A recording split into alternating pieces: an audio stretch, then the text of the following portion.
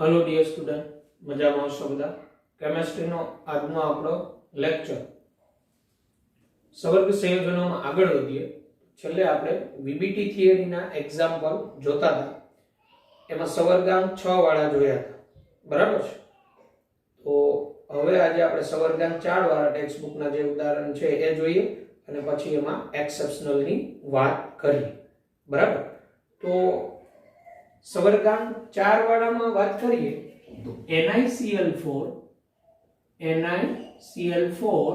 2- बराबर, tetra क्लोराइडो निकलेट 2 ion, बराबर। एनुं नाम शुं थाय? टेट्रा क्लोराइडो निकलेट 2 आयन, कारण के नेगेटिव चार्ज छे। आनी आपणे भौमितिक रचना ने बधुं जोवुं होय तो आमां पहेला निकल नी इलेक्ट्रॉन नी रचना शुं थाय? तो निकल એટલે Z = 28 એટલે इलेक्ट्रॉनिक कन्फिगरेशन आउटर ऑर्बिटल ની આપણે કેવી હોય તો 3d8 4s2 Ni2+ ઓક્સિડેશન આંક અહીંયા આનો Ni નો 2+ છે। કઈ રીતના? તો Ni એટલે X -4 ક્લોરીન, કારણ કે 1 નો -1 હોય, ઓલ ઇક્વલ ટુ -4 પહેલી બાજુ જાય, +4 માંથી 2 જાય તો 2, અને Ni2+ ની કક્ષકો, તો Ni2+ ની કક્ષકો કઈ થાય? તો 4s માંથી 2 જાય તો Ni2+ ની કક્ષકો એક તો આ 3d, 4s માંથી 2 જાય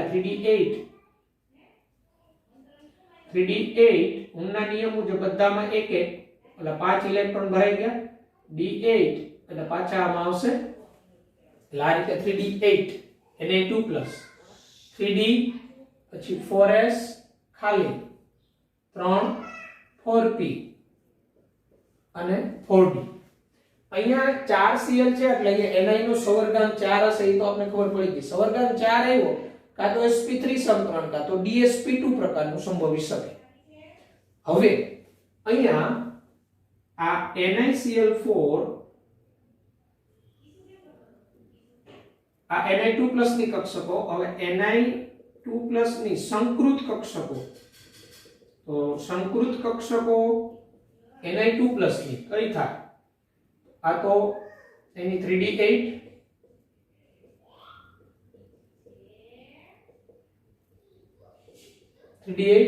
સંકૃત કક્ષકોમાં એક S અને 3p, એક S અને 3p, એટલે આ એની sp3 સંકૃત કક્ષકો, એક S અને 3p ભાગે 4 સમાન ઉર્જાવાળી કક્ષકો, કારણ કે 4 બંધ બન્યા છે। હવે sp3 થયું કેમ? અહીંયા Cl છે નિર્બળ લિગેન્ડ ક્ષેત્ર ઉત્પન્ન કરે, એટલે અહીંયા આ ઇલેક્ટ્રોનનું યુગ્મીકરણ ન થાય, એટલે આની ડી કક્ષક ખાલી ન થતી હોય, એટલે NiCl4 આ 2- બને, તો ત્યારે તો આ 3d8 આ તો ભરેલી જ છે,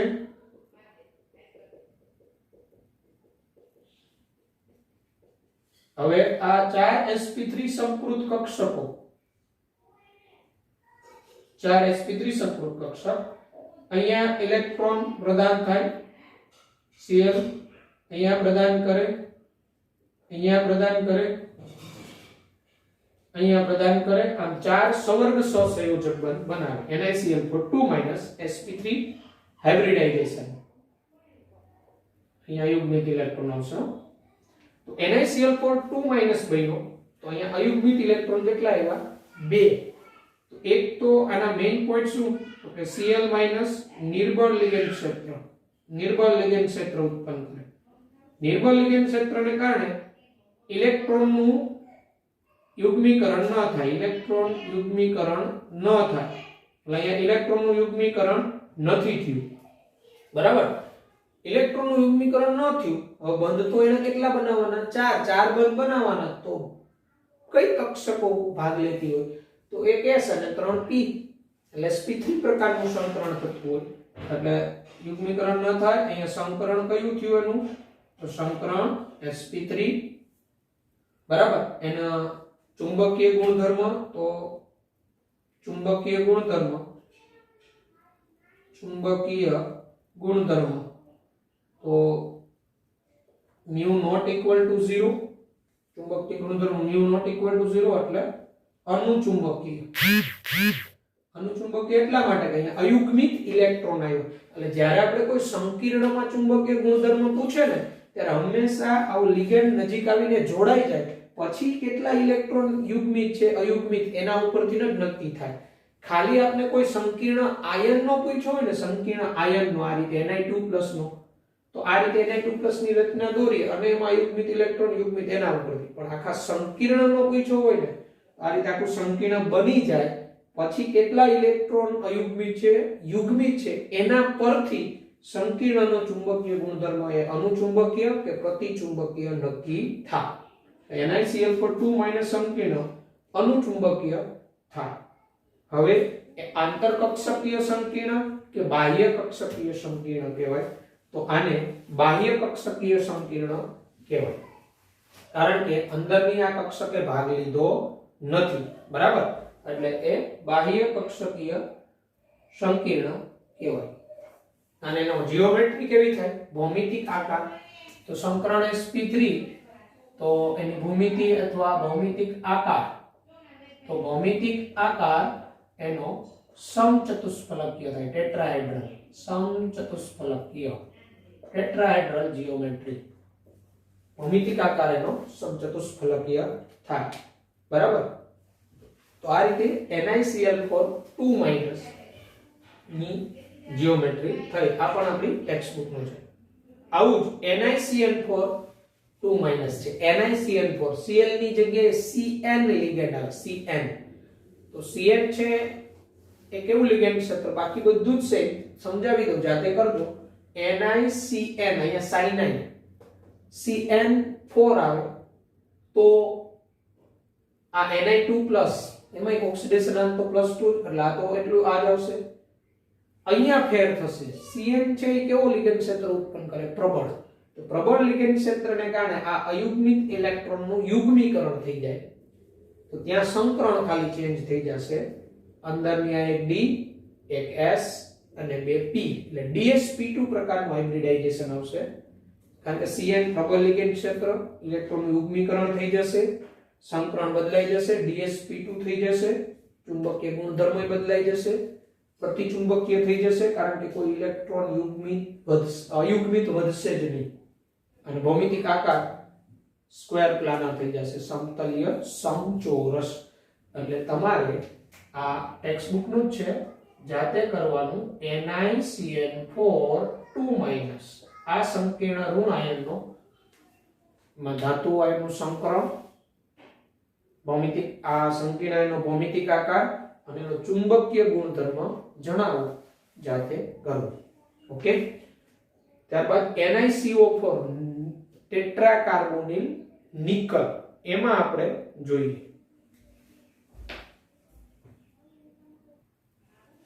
જો NiCO4 ટેટ્રાકાર્બોનિલ નિકલ 0, ટેટ્રાકાર્બોનિલ નિકલ ઓક્સિડેશન અંક 0. અહીંયા નિકલ નો ઓક્સિડેશન અંક 0, બરાબર? આમ જો તો એમાં બધા જ ઇલેક્ટ્રોન યુગ્મિત જ છે, અને આનો પ્રાયોગિક રીતે ચુંબકીય ગુણધર્મ પ્રતિચુંબકીય માલુમ પડેલું છે. નિકલ ટેટ્રાકાર્બોનિલ પ્રતિચુંબકીય છે. તમે જોશો તો નિકલ Z=28, એની ઇલેક્ટ્રોનિક કન્ફિગ્યુરેશન આપણે જોઈએ આઉટરની નિકલ એટમની, તો 3d8 4s2 છે બાહ્યતમ,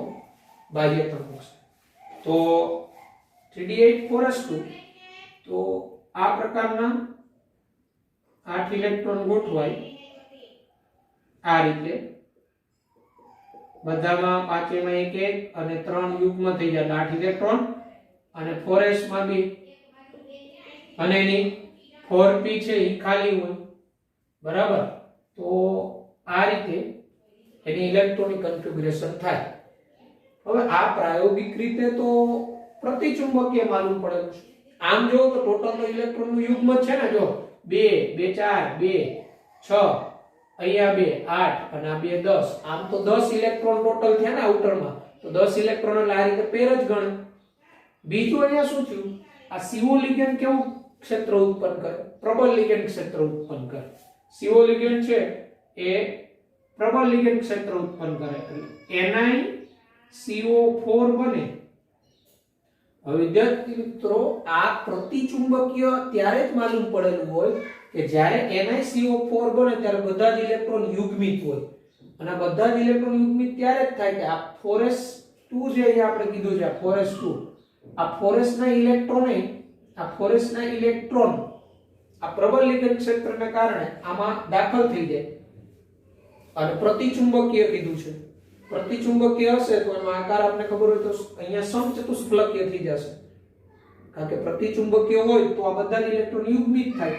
એટલે આમાં થતું શું હોવું જોઈએ જ્યારે આ NiCO4 બને ત્યારે અહીંથી ઇલેક્ટ્રોન છે ને એક ઇલેક્ટ્રોન અહીંયા આવતો હોય એક ઇલેક્ટ્રોન અહીંયા આવતો હોય એટલે આ શું થઈ જાય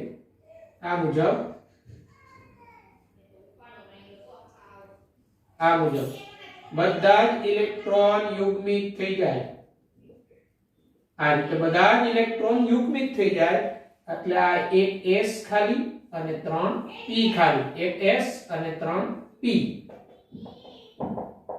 અને અહીંયા હાઇબ્રિડાઇઝેશન જે થતું હોય ને આ sp3 પ્રકારનું થતું હોય sp3 એક s અને 3 p ભાગ્યા sp3 એટલે NiCO4 બને sp3 હાઇબ્રિડાઇઝેશન અને અહીંયા આ CO લિગેન્ડ યુગ્મ પ્રદાન કરે CO લિગેન્ડ એટલે ટૂંકમાં કહીએ તો NiCO4 એમાં સંકરણ તો sp3 ચુંબકીય ગુણધર્મ મેગ્નેટિક પ્રોપર્ટી તો ચુંબકીય ગુણધર્મ એ પ્રતિચુંબકીય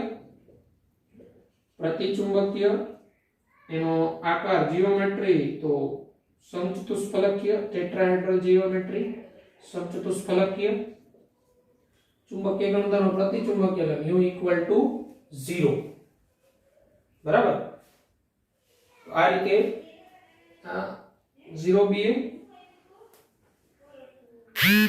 પ્રતિચુંબકીય એટલે અંગ્રેજીમાં ને ડાયામેગ્નેટિક કહેવાય તો આ નિકલ ટેટ્રા કાર્બોનિલમાં અહીંયા તમે ઓબ્ઝર્વ કર્યું હોય તો પહેલા છે ને એનો ચુંબકીય ગુણધર્મ આવ્યો હોય પ્રતિચુંબકીય અને અમે અહીંયા CO લિગેન્ડ કેવો છે સ્ટ્રોંગ લિગેન્ડ છે એટલે સ્ટ્રોંગ લિગેન્ડ છે અહીંથી s ના ઇલેક્ટ્રોનને ધક્કો મારીને અહીંયા યુગ્મીકરણ કરી નાખે એટલે અહીંયા sp3 હાઇબ્રિડાઇઝેશન પોસિબલ બનતું NiCO4 આ પણ તમારા ટેક્સ્ટ બુકમાં ઉદાહરણ છે ટેટ્રા કાર્બોનિલ નિકલ 0 એનો ભૌમિતિક આકાર મગજમાં રાખીશું આપણે સમચતુષ્ફલકીય સંકરણ sp3 ચુંબકીય મેગ્નેટિક બિહેવિયર ડાયામેગ્નેટિક પ્રતિચુંબકીય અને μ = 0 bm થાય કારણ કે બધા જ ઇલેક્ટ્રોન આમાં યુગ્મિત થઈ ગયા છે NiCO4 બને બધા જ ઇલેક્ટ્રોનનું યુગ્મીકરણ થઈ ગયું છે પરિણામે તો આ હતું NiCO4 આ સિવાયના હવે આપણે એક્સેપ્શનલ જોઈએ તો આપણે એક CuNH342+ આની અંદર જોઈએ કયા પ્રકારની જીઓમેટ્રી તો CuNH342+ જેને આપણે નામ શું કહીએ છીએ ટેટ્રા અમાઇન કોપર 2 આયન 2+ છે તો ટેટ્રા અમાઇન કોપર 2 આયન એમાં આપણે જીઓમેટ્રી જોઈએ તો કોપર એટલે આપણે બધાને ખબર છે કોપર એટલે બાહ્યતમ 3d10 4s1 એટલે આ રીતે d10 10 ઇલેક્ટ્રોન d કક્ષકમાં એટલે સંપૂર્ણ ભરાયેલી હોય 3d 4s માં 1 હોય અને 4p ખાલી 4p ખાલી તો હવે આમાં કોપરનો ઓક્સિડેશનાંક કેટલો છે 2 છે તો Cu2+ તો Cu2+ અને 3d Cu2+ એટલે 3d 9 ફોરસ માંથી એક, ઈથેન માંથી એક. એટલે આ રીતે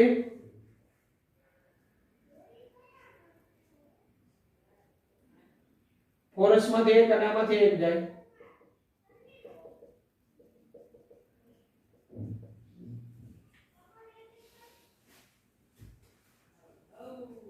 એટલે 3d9 એ S અને 3p, બરાબર. એટલે આમ જોઈએ તો આ જે છે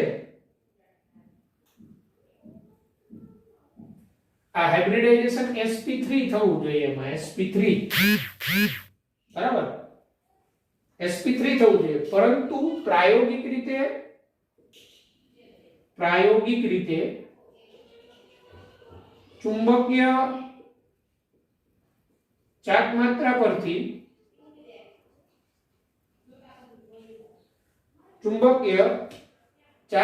પરથી તે સમતલીય સમચોરસ આકાર ધરાવે છે એવું માલુમ પડ્યું છે. સમતલીય સમચોરસ આકાર ધરાવે છે એવું માલુમ પડેલું, સ્ક્વેર પ્લાનર.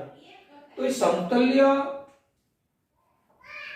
ચોરસ, આ સમતલ્ય ચોરસ આકાર ધરાવતું હોય તો હાઇબ્રિડાઇઝેશન કયું થવું જોઈએ? dsp2 થવું જોઈએ. dsp2 થવું હોય તો dsp2 સંકરણમાં આ જે ઇલેક્ટ્રોન છે એનું પ્રમોશન 4p માં થવું જોઈએ. આનું પ્રમોશન અહીંયા તો ક્યાં ભરાય એમ નથી. સમતલ્ય સમચોરસ આ ઇલેક્ટ્રોન અહીંયા 4p માં હોવો જોઈએ, અહીંયા હોવો જોઈએ, બરાબર. તો એનો અર્થ એવો થાય કે Cu2+ ion in CuNH3 2+ માં હકીકતે એ સમતલીય ચોરસ જ આકાર ધરાવે છે. તો આ જે છે એની 3D માં આ રીતે એક અયુગ્મિત ઇલેક્ટ્રોન છે એ D ને બદલે પેલી 4p માં પ્રમોશન મળવું જોઈએ અને 4p માં અહીંયા આવવું જોઈએ. તો જ અહીંયા તમે જોઈ શકો એક D, એક S અને બે P. આ તો જ dsp2 હાઇબ્રિડાઇઝેશન થાય. dsp2 hybridisation. એટલે આની અંદર તમે જોશો તો શું આપણે એક્સેપ્શનલ દેખાણ તો અહીંથી ઇલેક્ટ્રોનનું પ્રમોશન ક્યાં થયું? 4p માં થયું. આમ આ પ્રકારનું dsp2 હાઇબ્રિડાઇઝેશન થાય, બરાબર. આપણે એમ કહેવાય એમાં સંકરણ કયું હોય તો dsp2. એનો આકાર કેવો હોય તો કે સમતલીય સમચોરસ, અથવા સમતલીય ચોરસ સ્ક્વેર પ્લાનર. એનો ચુંબકીય ગુણધર્મ કેવો હોય તો ચુંબકીય ગુણધર્મ તો અયુગ્મિત ઇલેક્ટ્રોન 1 છે એટલે ચુંબકીય ગુણધર્મ અયુગ્મિત ઇલેક્ટ્રોન 1 μ બરાબર 1.732 bm એટલે અનુચુંબકીય કહેવાય. ચુંબકીય ગુણધર્મ. તો હવે આપણે યાદ રાખીશું કે CuNH3 માં સંકરણ sp3 એટલે સમચતુષ્ફલકીય નથી, પણ અયુગ્મિત ઇલેક્ટ્રોનનું પ્રમોશન ક્યાં થયું? એટલે પ્રાયોગિક રીતે આપણે ચુંબકીય ચાક માત્ર પરથી એનો આકાર સમતલીય સમચોરસ માલુમ પડે છે. આ આકાર ત્યારે જ શક્ય બને કે dsp2 પ્રકારનું હાઇબ્રિડાઇઝેશન થતું હોય અને dsp2 હાઇબ્રિડાઇઝેશન માટે એક D ખાલી હોવી જોઈએ. એટલે આ અયુગ્મિત ઇલેક્ટ્રોનનું પ્રમોશન એ 4p માં થતું હોય. પરંતુ અહીંયા 4p માં એક અયુગ્મિત ઇલેક્ટ્રોન હોય, CuNH3 2+ માં એક અયુગ્મિત ઇલેક્ટ્રોન 4p માં છે, તો એ ઇલેક્ટ્રોન ઈઝીલી ગુમાવી અને CuNH3 બનવો જોઈએ, ઓક્સિડેશન એનું ઈઝીલી થવું જોઈએ. પણ CuNH3 માંથી CuNH3 નથી થતું, આ 2+ માંથી 3+ નથી થતું. એવું કંઈક યુજીન નામના વૈજ્ઞાનિકે ઓબ્ઝર્વ કર્યું અને યુજીનના મત મુજબ આમાં આ અયુગ્મિત ઇલેક્ટ્રોન D માં રહેતો હોવો જોઈએ. એટલે કે સમતલીય સમચોરસ આકાર તો બરાબર, એટલે dsp2 હાઇબ્રિડાઇઝેશન થતું હોવું જોઈએ કે sp2d થતું હોવું જોઈએ. એ યુજીનના મત મુજબ આમાં હાઇબ્રિડાઇઝેશન છે ને sp2d થતું હોય છે. એ આપણે જરાક તમને કન્સેપ્ટ કરાવી દો. જો આ ખાસ હવે જો આપણે જોયું CuNH342+ નો આકાર સમતલ્ય સમચોરસ સાચો હોય, સમતલ્ય ચોરસ આકાર સાચો હોય તો એક અયુગ્મિત ઇલેક્ટ્રોન ઊંચી ઉર્જા ધરાવતી 4p કક્ષકમાં હોય. જે હમણાં આપણે આગળ જોયું, એક અયુગ્મિત ઇલેક્ટ્રોન ઊંચી ઉર્જાવાળી 4p માં હતો, 3d માં નહીં. તો આપણે એટલું માની શકીએ કે તે ઇલેક્ટ્રોન સરળતાથી ગુમાવી શકે, કારણ કે 4p કક્ષક તો આઉટરમાં છે, બાહ્યતમ છે, તો એ ઇલેક્ટ્રોન સરળતાથી ગુમાવી શકે. અને આ રીતે CuNH342+ માંથી ઓક્સિડેશન થઈ CuNH343+ આયન સરળતાથી બનાવી શકે, કારણ કે 4p તો બાહ્યતમ છે, એક ઇલેક્ટ્રોન ઈઝીલી લોસ્ટ કરે, ગુમાવે. પરંતુ પ્રાયોગિક રીતે આવું થતું નથી. CuNH342+ માંથી CuNH343+ નથી થતું એવું યુઝિન નામના વૈજ્ઞાનિકે ઓબ્ઝર્વ કરેલું છે, યુઝિને વર્ણન કરેલ છે. તો એનો અર્થ એવો થાય એ અયુગ્મિત ઇલેક્ટ્રોન 4p માં ન હોવો જોઈએ. તો યુઝિનના મત પ્રમાણે CuNH342+ માં જે પેલો અયુગ્મિત ઇલેક્ટ્રોન છે ને 3d માં જ હોય, અને સંકરણ તો આકાર તો એનો સમતલ્ય ચોરસ છે, તો સંકરણ આ પ્રકારનું થતું હોય એના મત મુજબ એક s, બે p અને એક d કક્ષક ભાગ લેતા હોવા જોઈએ સંકરણમાં. આ રીતે sp2d પ્રકારનું સંકરણ થતું હોવું જોઈએ. બરાબર? એટલે યુઝિનના મત મુજબ આપણે કેવો પ્રશ્ન પૂછ્યો, વૈજ્ઞાનિક યુઝિનના મત મુજબ CuNH342+ નું સંકરણ કેવું હોય, તો sp2d પ્રકારનું યુઝિનના મત મુજબ હોય. આપણા બોર્ડમાં ક્યાંય હોય CuNH342+ નું સંકરણ તો ક્યાંય ઓપ્શનમાં sp2d હશે જ નહીં, ત્યાં dsp2 જ. એટલે આપણે હમણાં આગળ જોઈએ મુજબ આકારનો સમતલ્ય ચોરસ જેવો છે તો સંકરણ dsp2 પ્રકારનું થતું હોવું જોઈએ. તો d ખાલી હોય, એક ઇલેક્ટ્રોન 4p માં જતો હોય, પણ યુઝિને શું કીધું 4p માં હોય તો ઈઝીલી લોસ્ટ કરે, અને આ 2+ માંથી 3+ બનવું જોઈએ, પણ આવું થતું નથી. તો એનો મત મુજબ એ ઇલેક્ટ્રોન 4p માં ન હોય, એનો કહેવાનો મતલબ એવો 3d માં જ હોય, અને આ પ્રકારનું હાઇબ્રિડાઇઝેશન થતું, આ પ્રકારની ચાર સંકૃત કક્ષક ભાગ લેતી હોય sp2d પ્રકારનું થતું હોવું જોઈએ. એટલે યુઝિનના મત મુજબ CuNH342+ માં સંકરણ sp2d હોય. બરાબર? એટલે આ CuNH342+ આકાર સમતલ્ય સમચોરસ આપણે જોશું, સમચતુષ્ફલકીય નહીં. બરાબર? તો આ હતું CuNH342+ એક્સેપ્શનલ. આ સિવાયના બીજા અમુક એક્સેપ્શનલ છે એ આપણે જોઈએ. ઓકે? પછી આ નોંધ ખાસ યાદ રાખજો. બરાબર? મોટા ભાગના મધ્યસ્થી ધાતુ કે આયન સાથે એમોનિયા પ્રબળ લિગેન્ડ તરીકે વર્તે છે. અને મોટા ભાગના મધ્યસ્થી ધાતુ કે આયન સાથે એમોનિયા છે ને એ પ્રબળ લિગેન્ડ તરીકે જ વર્તે, એટલે પેલા ઇલેક્ટ્રોનનું યુગ્મીકરણ કરે. પરંતુ અમુક ધાતુ અથવા આયન જેવા કે Ni2+, Fe2+ વગેરે આયન સાથે એમોનિયા નિર્બળ લિગેન્ડ તરીકે વર્તે છે. ખાસ ઇમ્પોર્ટન્ટ સ્ટ્રક્ચર NiNH362+, FeNH362+ માં સંકરણ અગત્યના MCQ.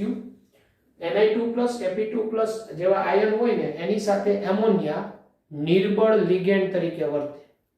એટલે એમાં Ni2+ કે Fe2+ ની જે ઇલેક્ટ્રોનની રચના હોય, એમોનિયા લિગેન્ડ નજીક આવે તો એમાં યુગ્મીકરણ નહીં કરવાનું, જ્યારે Ni2+, Fe2+ હોય ત્યારે. જેમ કે NiNH3 hexaammine nickel 2 ion, hexaammine nickel 2 ion, nickelate નહીં પણ નિકલ 2 આયન. તો આમાં નિકલનું electronic configuration 3d8 4s2 4p0 4d0 outer બાહ્યતમ. આગળ આર્ગોન લાગે એટલે આ રીતે 3d માં 8 ઇલેક્ટ્રોન, 4s માં 2, 4p ને 4d ખાલી. હવે Ni2+ થાય એટલે 4s માંથી 2 ઇલેક્ટ્રોન જાય, 4s માંથી એટલે 4s એ ખાલી, 4p ખાલી, 4d ખાલી. હવે પ્રાયોગિક રીતે આ જે Na362+ છે ને પ્રાયોગિક રીતે અનુચુંબકીય માલુમ પડ્યું હોય એના ઉપરથી ને જ આવેલું હોય કે એમોનિયા જ્યારે Na2+ સાથે હોય ત્યારે નિર્બળ લિગેન્ડ તરીકે વર્તતો હોવો જોઈએ કારણ કે અનુચુંબકીય જો એ પ્રતિચુંબકીય આવ્યો હોત તો અહીંયા યુગ્મીકરણ થાય બરાબર તો અહીંયા Na362+ તો 6 એમોનિયા લિગેન્ડ નજીક આવે તો અહીંયા Na 6 સવર્ગ સહસંયોજક બંધ બનાવ્યા તો 6 ખાલી કક્ષક હોવી જોઈએ સમાન ઊર્જા વાળી આ તો યુગ્મીકરણ નહીં થાય કારણ કે તો અનુચુંબકીય આવ્યો છે પ્રાયોગિક રીતે તો એનો અર્થ એવો થાય સંકરણમાં એક S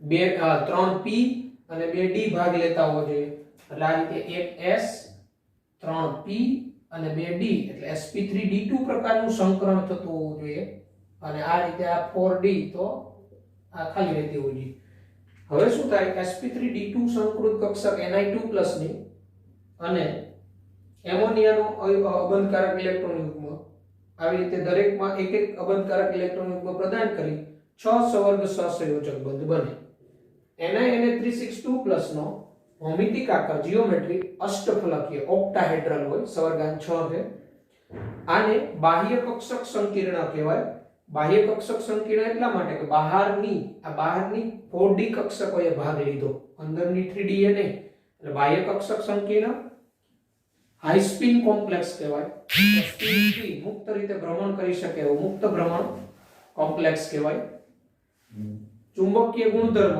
તો એમાં અયુગ્મિત ઇલેક્ટ્રોન 2 રહેલા હોય એટલે અનુચુંબકીય આવે અને એની ચુંબકીય ચાર્જ માત્રા 2.83 bm થાય એટલે આ થયું NiNH362+ સેમ આવું જ FeNH362+ હોય તો એમાં પણ હાઇબ્રિડાઇઝેશન sp3d2 જ રહે એમાં પણ ammonia ligand weak ligand field તરીકે વીક નિર્બળ લિગેન્ડ ક્ષેત્ર ઉત્પન્ન કરતો તરીકે જ વર્તે આ મગજમાં રાખજો ઘણા સ્ટુડન્ટ ભૂલી જાય છે યુગ્મીકરણ કરી નાખે છે અયુગ્મિત ઇલેક્ટ્રોન 0 લઈ આવે છે એટલે એક્સેપ્શનલ છે એ આપણે મગજમાં રાખીશું એટલે Ni2+ Fe2+ જેવા આયન હોય ત્યારે એની સાથે એમોનિયા નિર્બળ લિગેન્ડ ક્ષેત્ર તરીકે વર્તે છે બરાબર તો હવે આપણે આમાં FeNH362+ હોય તો એમાં હાઇબ્રિડાઇઝેશન જોઈ લઈએ FeNH362+ તો FeNH362+ એની અંદર તો Fe પરમાણુ ક્રમાંક કેટલો 26 એટલે 3d6 4s2 4p0 4d0 એટલે 3d6 એટલે 3d આ રીતે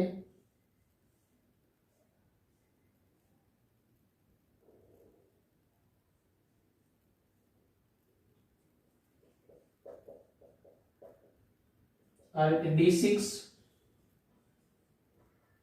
4s2 4p0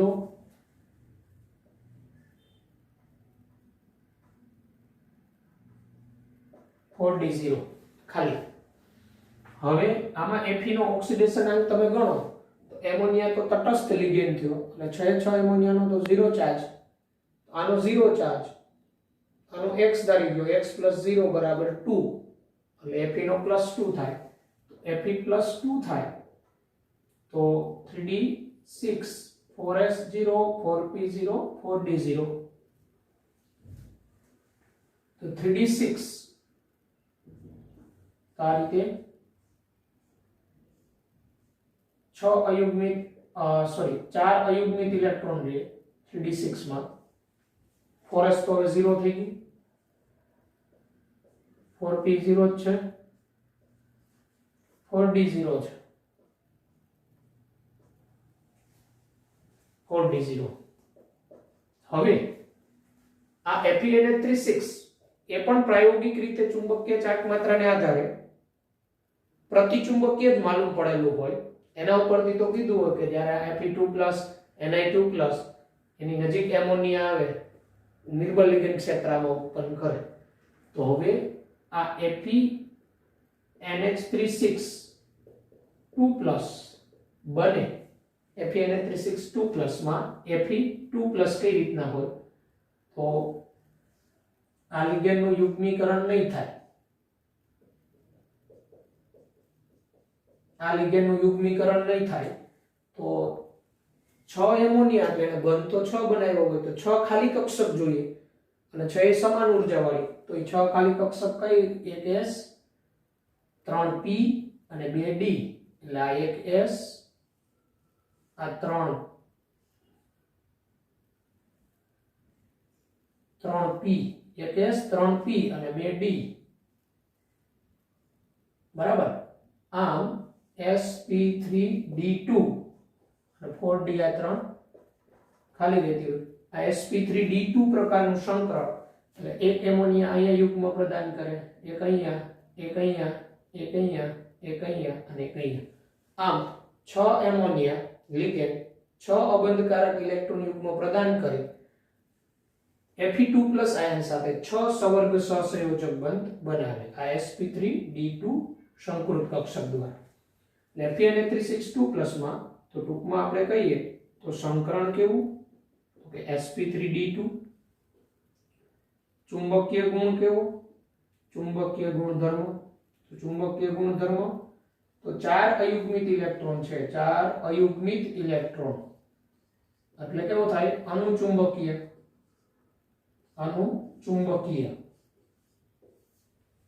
પેરામેગ્નેટિક પછી બાહ્ય કક્ષક સંકીર્ણ કહેવાય આઉટર ઓર્બિટલ કોમ્પ્લેક્સ બાહ્ય કક્ષક સંકીર્ણ કહેવાય કારણ કે અંદરની આ 3D કક્ષક સંકરણમાં ભાગ નથી લેતી બહારની 4D કક્ષક ભાગ લે છે બાહ્ય કક્ષક સંકીર્ણ અથવા હાઈ સ્પિન કોમ્પ્લેક્સ કહેવાય હાઈ સ્પિન કોમ્પ્લેક્સ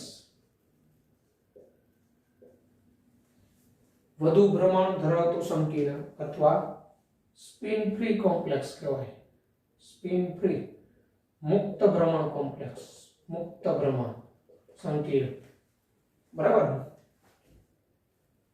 તો આ રીતે Fe362+ માં કયું હાઇબ્રિડાઇઝેશન હોય MCQ હોય તો sp3d2 Fe362+ માં કેટલા અયુગ્મિત ઇલેક્ટ્રોન હોય તો 4 કયા પ્રકારનું સંકીર્ણ હતું કે બાહ્ય કક્ષક સંકીર્ણ તો હાઈ સ્પિન કોમ્પ્લેક્સ તો મુક્ત ભ્રમણ સંકીર્ણ સંકરણ sp3d2 બરાબર તો આ રીતે અને ચુંબકીય ગુણધર્મ તો અનુચુંબકીય 4 અયુગ્મિત ઇલેક્ટ્રોન હોવાને કારણે બરાબર એટલે આ પણ એક એક્સેપ્શનલ જ્યારે એમોનિયા નિર્બળ લિગેન્ડ તરીકે વર્તતો હોય ક્યારે તો Ni2+ Fe2+ હોય એની સાથે ઓકે ત્યારબાદના જોઈએ ઉદાહરણ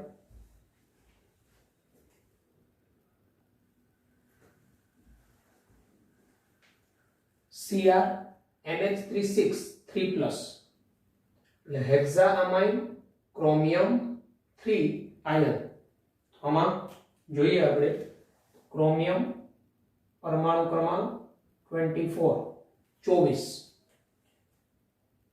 electronic configuration outer 3d5 4s1 4p0 4d0 બરાબર એટલે આ રીતે આઉટરમાં d5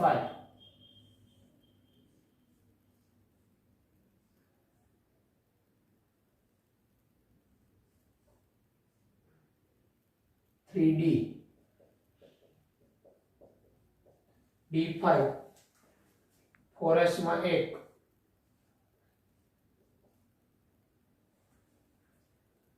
4p ખાલી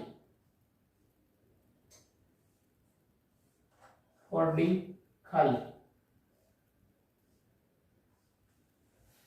4s 4p 4d હવે આમાં ક્રોમિયમનો ઓક્સિડેશનાંક કેટલો હોય તો ક્રોમિયમ એટલે x + 6 એમોનિયા એટલે 6 * 0 = 3 તો ક્રોમિયમનો ઓક્સિડેશનાંક આમાં ક્રોમિયમ 3+ હોય તો Cr3+ થાય તો એક આમાંથી જાય બે આમાંથી જાય તો આ શું રહે 3d3 4s0 4p0 4d0 તો Cr3+ એટલે આ રીતે d માં 3 અયુગ્મિત ઇલેક્ટ્રોન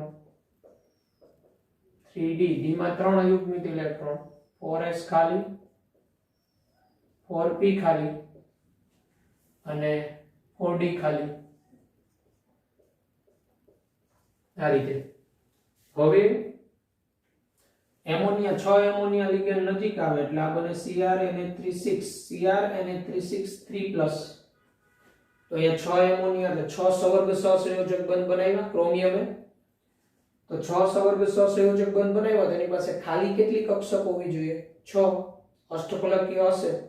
હવે D2sp3 કે sp3d2. તો અહીંયા આપણે જોઈએ તો 6 એમોનિયા લિગેન્ડ નજીક આવે અહીંયા ઓલરેડી 2 ડી કક્ષક ખાલી જ છે. 2 ડી કક્ષક ખાલી જ છે એટલે 2 ડી, 1 s અને 3 p.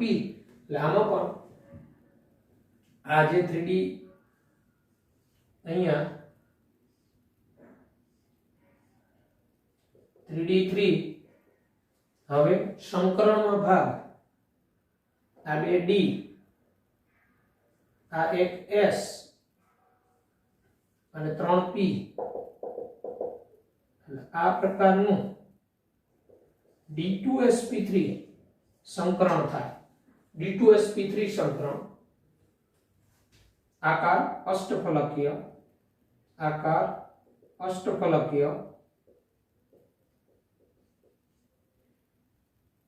સંકરણ D2sp3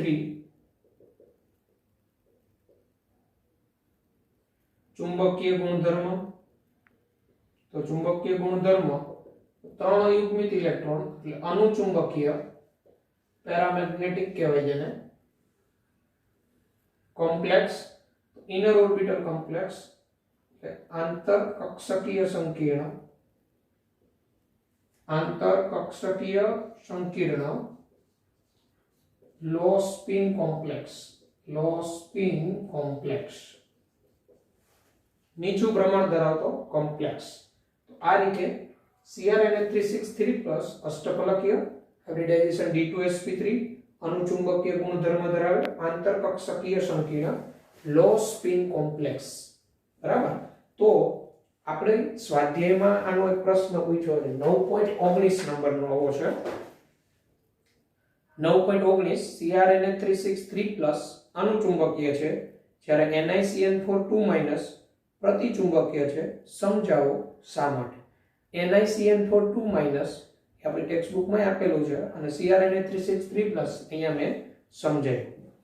બરાબર. પછી 9.15 મો પ્રશ્ન સોલ્વ કરજો. સંયોજકતા બંધન સિદ્ધાંતને આધારે નીચેની સવર્ગ સ્પીસીઝમાં બંધનની ચર્ચા કરો. FeCN6 FeF6 COC2O4 thrice 3 and COF6 એક ત્રીજું જે છે ને ટ્રાઇઓક્ઝોલેટો કોબાલ્ટેટ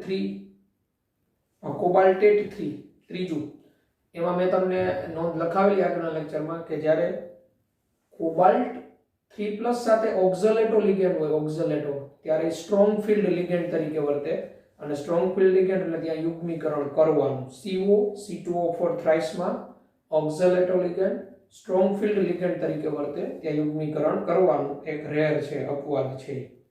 બરાબર. તો આ રીતે 9.15 અને 9.19 આપણે સોલ્વ કરવાનું. ઓકે.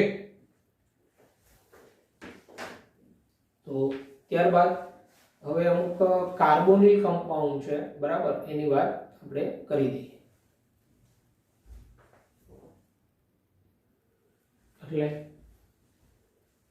આપણે આમાં CrNH3 3+ જોયું જેમાં D3 રચના આવી હતી. પછી એવું જે D4 રચના વાળું હોય અને સવર્ગાંક 6 વાળા હોય.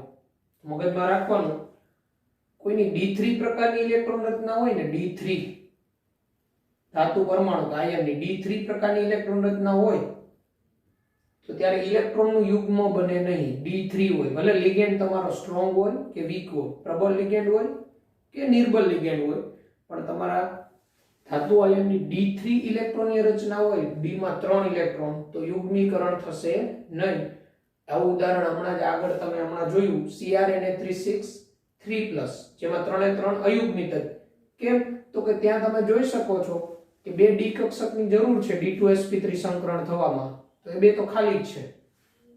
જો D4 પ્રકારની ઇલેક્ટ્રોન રચના હોય D4 તો D4 પ્રકારની ઇલેક્ટ્રોન રચના હોય તો એક ઇલેક્ટ્રોન યુગ્મ બને. જો પ્રબળ લિગેન્ડ હોય તો, નિર્બળ લિગેન્ડ હોય તો D4 માં ન બને. જો પ્રબળ લિગેન્ડ હોય તો તો d4 પ્રકારની ઇલેક્ટ્રોન રચના હોય તો એક ઇલેક્ટ્રોન યુગ્મ બને. ઉદાહરણ આપું તમને MnCn6 3- તો MnCn6 3- માં Mn3+ હોય, Mn3+ હોય એટલે એની બાહ્યતમ 3d4 હોય, 4s0 હોય, 4p0 હોય, 4d0 હોય એટલે Mn3 + 3d4 એટલે આ રીતે d કક્ષકમાં 4 ગોઠવાય.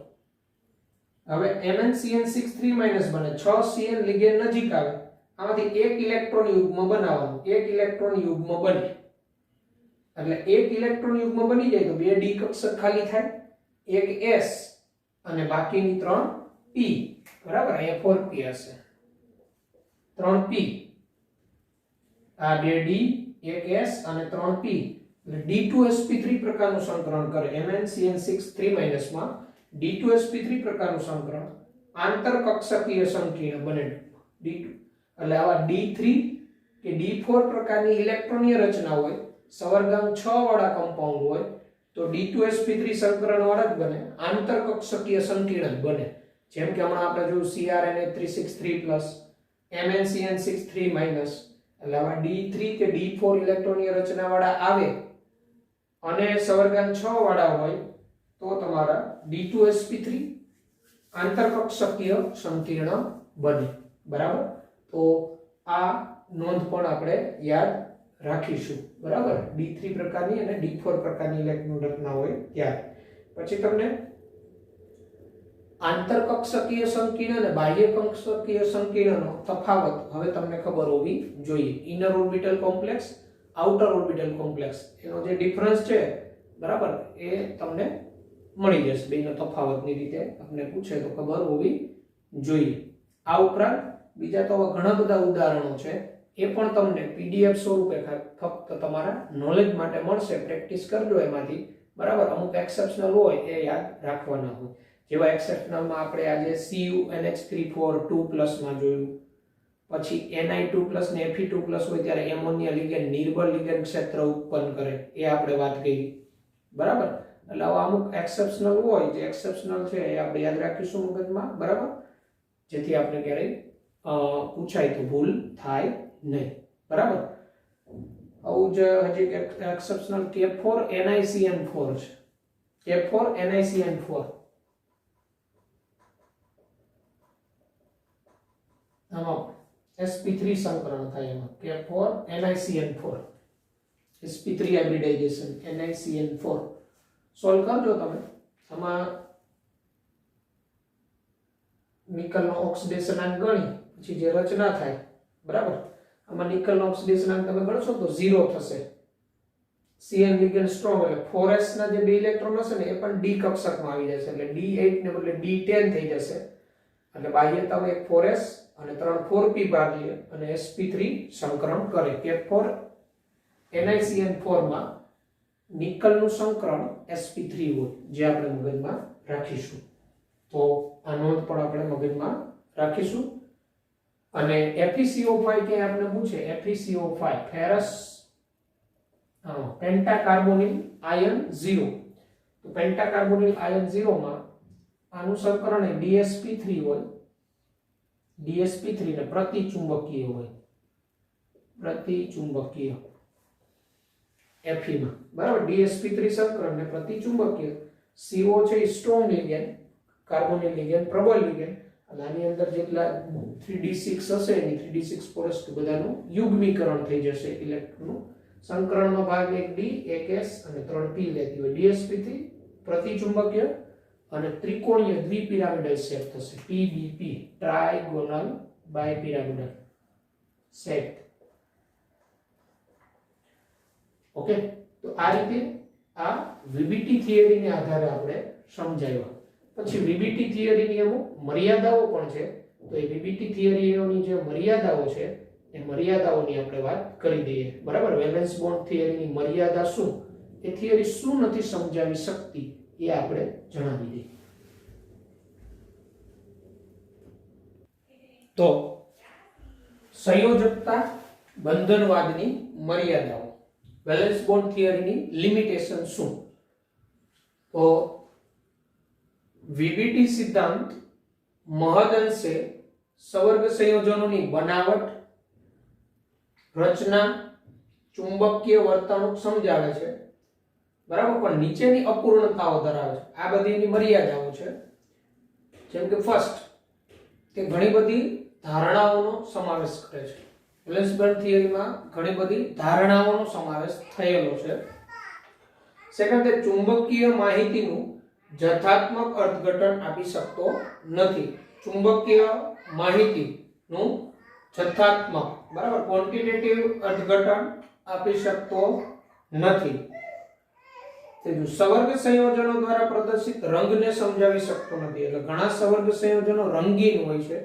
એ શા માટે રંગ દર્શાવે છે? તો એ વેલેન્સ બોન્ડ થિયરી દ્વારા સમજાવી શકાતું નથી. સવર્ગ સંયોજનોની ઉષ્માગતિકીય એટલે થર્મોડાયનેમિકલી અથવા ગતિકીય એટલે કાઇનેટિકલી સ્થાયીતા વિશે જથ્થાત્મક અર્થઘટન આપી શકતો નથી. એટલે એની સ્ટેબિલિટી વિશે કોઈ માહિતી આપી શકતો નથી. વેલેન્સ બોન્ડ સંયોજકતા બંધનવાદ સિદ્ધાંત સવર્ગ સંયોજનોની થર્મોડાયનેમિકલી કે રાસાયણિક ગતિકીય રીતે એની જે સ્ટેબિલિટી હોય એના વિશે કોઈ માહિતી આપી શકતો નથી. નંબર 5, સવર્ગાંક 4 ધરાવતા સંકીર્ણોના સમચતુષ્ફલક અને સમતલીય ચોરસ બંધારણો વિશે ચોક્કસ પ્રાકથન કરી શકતો નથી. એટલે આપને ખબર હોય તો સવર્ગાંક 4 વાળા હોય એ સમચતુષ્ફલકીય બનશે કે સમતલીય ચોરસ બનશે એના વિશેનું એકદમ નિશ્ચિત આગાહી કરી શકતો નથી. સંયોજકતા બંધનવાદ મુજબ ચોક્કસ આગાહી કરી શકાતી નથી. તે નિર્બળ અને પ્રબળ લિગેન્ડ વચ્ચેનો ભેદ પાડી શકતો નથી. કયો લિગેન્ડ પ્રબળ છે, કયો લિગેન્ડ નિર્બળ છે એનો ભેદ પાડી શકતો નથી.